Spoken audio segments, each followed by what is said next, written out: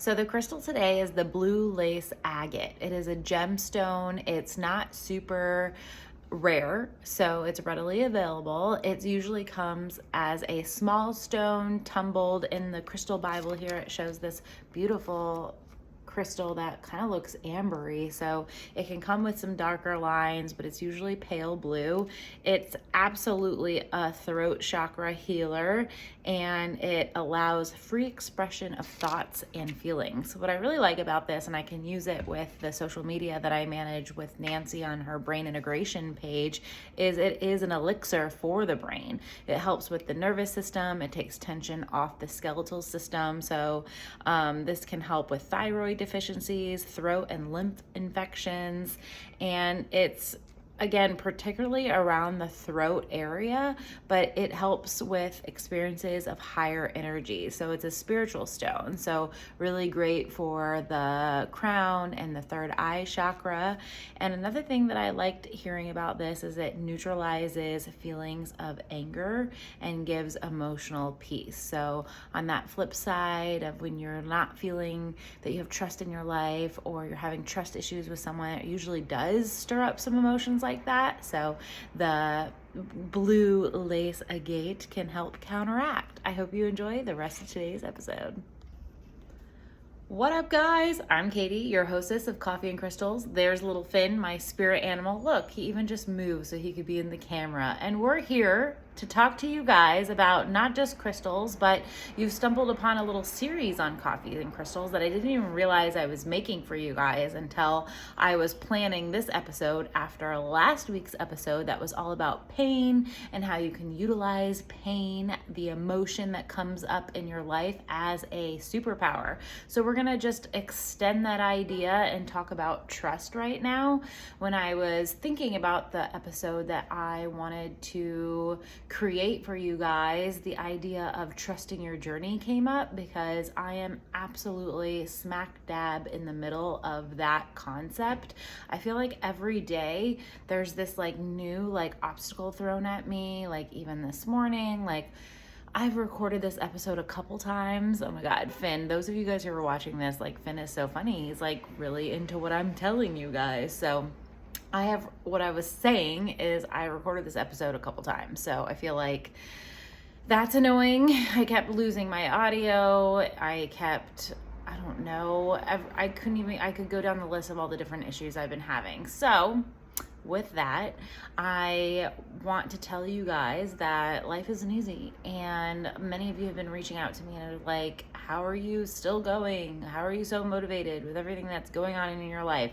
I'm not. I'm just trusting my journey, staying in my power, staying on the path. And I think the first step of trusting your journey, that phrase that you hear, is to just keep moving. The obstacles are going to continue to come your way, and movement is one of the strongest motivators in my life. Even when I don't feel motivated, I know that the idea, that masculine energy of just moving, is a great way to start. So if you're having trust issues with trusting your own journey, just start by doing one thing towards your goal. If it's making a cup of coffee, making a healthy meal. I think I wanted to talk a little bit about trusting your body in general, and that really means fueling it with good intentions, and intentions that are aligned with what you are calling in for your life. And what I mean by that is, in this chapter of my life where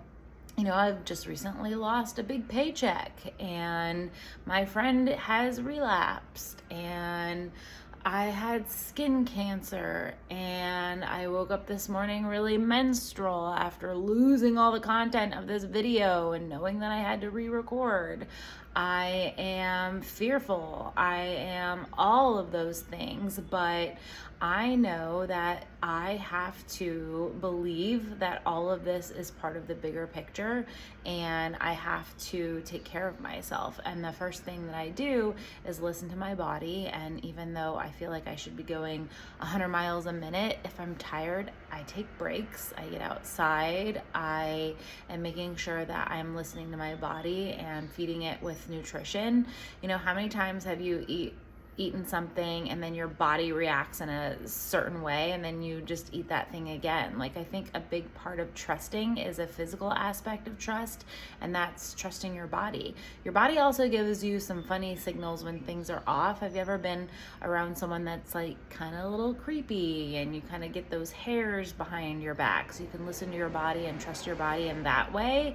And then also, how do you feel about something? If it's in the workplace or about a incident that has happened, how does your body react? A good example of this is when somebody tells you a story that gets you really excited and you get goosebumps. I was just in a conversation like that last week with a friend of mine, and we were talking about a collab that we were gonna do.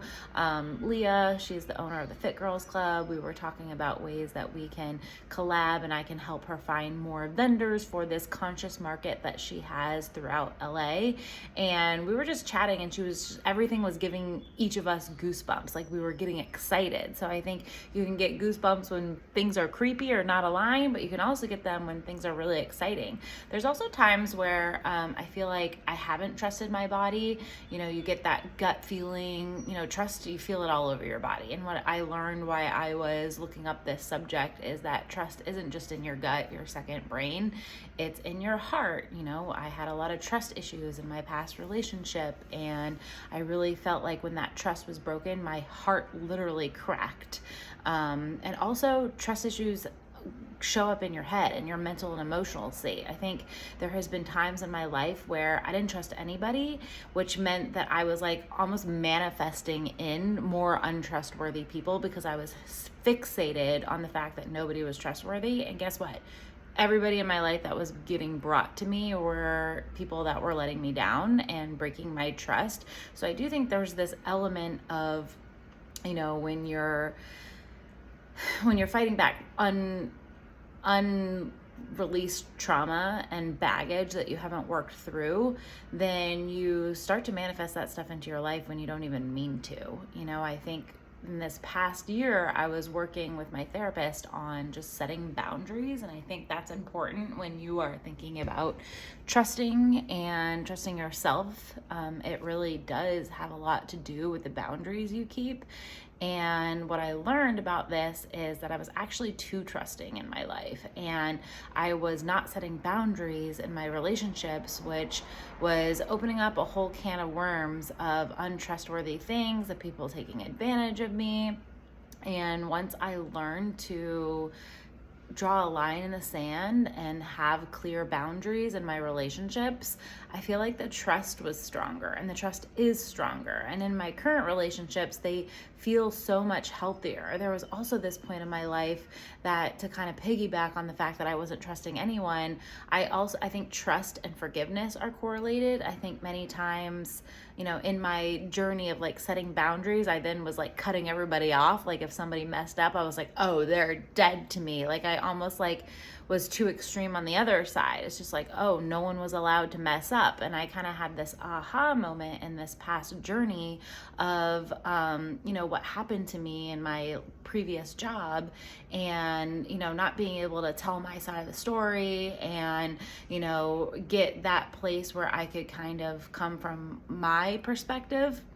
I realize this is trust, like, you want to build trust in your relationship so you have room to mess up. You have room for forgiveness. I think a strong emotion in a healthy relationship is trust, because people are going to mess up. Your friends, your family, your partner, your coworker, everybody is human and everybody's going to make mistakes. So you need to build strong trust in your relationships so that you have room for forgiveness. But guys, if anybody's listening and you feel like you're being way too trusting and you're forgiving everybody, like, definitely go back to what I was saying at the beginning of this comment and like reevaluating your boundaries and making sure that you're not being too trusting. Because, growing up with abandonment issues and feeling unloved and feeling like, my grandmother was in over her head caring for me, and not growing up with parents, and just always feeling like nobody wanted me, to be honest. That was something that created me to be like way too trusting with people. So definitely I hope that's helpful for you guys, because I don't want anyone listening who is in a situation where they're being too trusting to kind of go down that route after hearing about the idea of having healthy trust. You know, you're going to want to explore that for yourself. Obviously get a therapist, because my therapist has helped me with that as well, and deciphering what's healthy and what's not. But I was looking at some of the trust definitions of what kind of came up when you looked up the definition of trust, and it's reliance, dependence came up, reliance of character, and the ability of someone to tell the truth. It's also a property. A trust can be, you know, something that is held by a person or owned by someone, custody, which, you know, my great grandmother had trust in me growing up. I was a ward of the state. So the state of Florida trusted her to care for my sister and I. So honestly, I also wanted to I touched on this a little bit about the different areas that you can feel trust in your body, but I want you to, you know, lean into the fact that you can listen to trust in a way that it's going to lead you down different paths. Have you ever kind of like been in a scenario where you feel like different series keep showing up in your life and you're like, yeah, this seems on trend to my life? I think you have to trust that you are either, you know, falling off track again, and those like series are brought to you to be like, no, you've learned this before, get back on track. Or, you know, it can be like a moment of like, okay, I'm on the right path right now. And another example of that is one of the first big contracts that I just made in the last couple of weeks.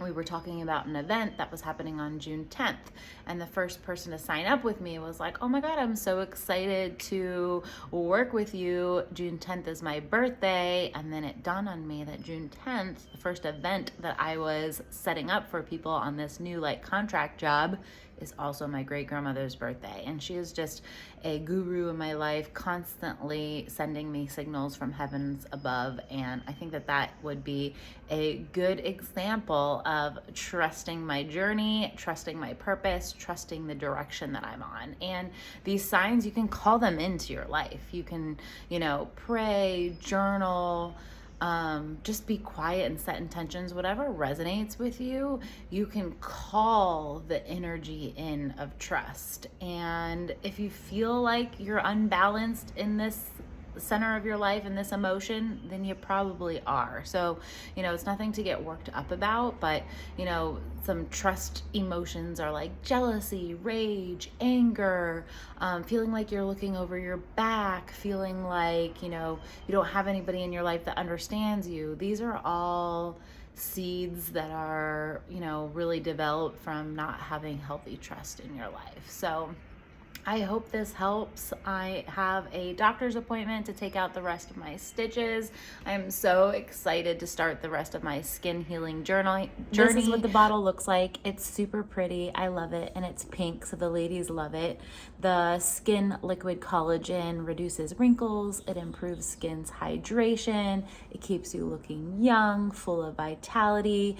Our body stops producing the protein collagen in our late 20s. So this is gonna help with the collagen content in your body, and it helps with firmness of your skin, healing if you had any type of injury like I did. I love this stuff. There's also a couple different types of collagen for athletes, for weight loss. So yeah, reach out if you want to hear a little bit more about the collagen, and I will talk to you guys soon. Have a great rest of your week.